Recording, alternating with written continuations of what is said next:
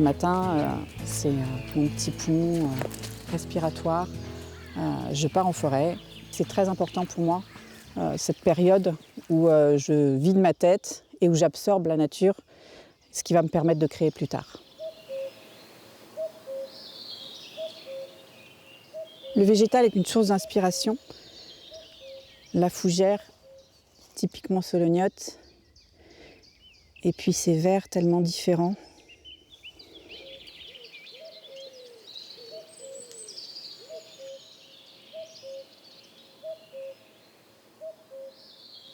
Je suis peintre animalier depuis une vingtaine d'années.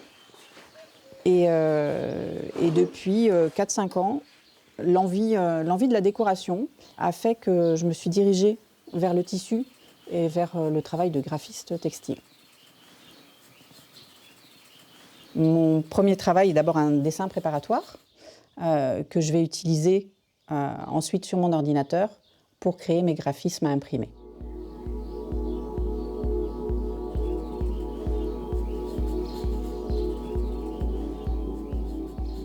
Donc là, j'ai mon brocart qui revient de chez l'imprimeur.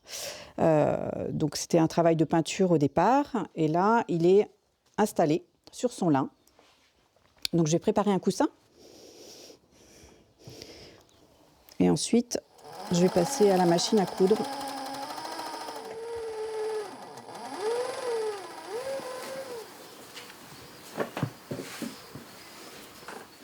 Je vous montre un petit peu l'étendue des animaux que j'ai dessinés et préparés pour des coussins. Donc on a une petite biche, mon petit chouchou, le renard, que je décline aussi sur des petites pochettes. Et en ce moment, je travaille pas mal aussi les plumes. Alors le petit martin pêcheur, ici on a des avocettes. Voilà. Et puis le chevreuil traditionnellement. J'ai réalisé tout à l'heure et on le retrouve sur un gros plaid.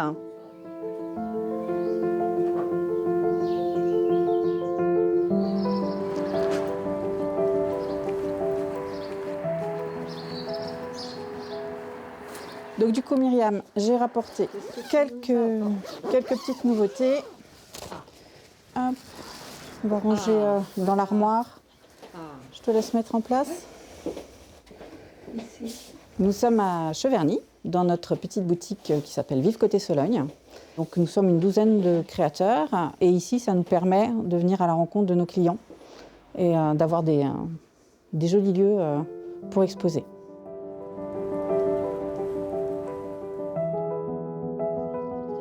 La Sologne, c'est d'abord une terre d'adoption. Elle m'a adoptée il y a 30 ans et je me sens profondément enracinée. C'est vraiment effectivement ma source d'inspiration principale, que ce soit au niveau de la faune ou de la flore.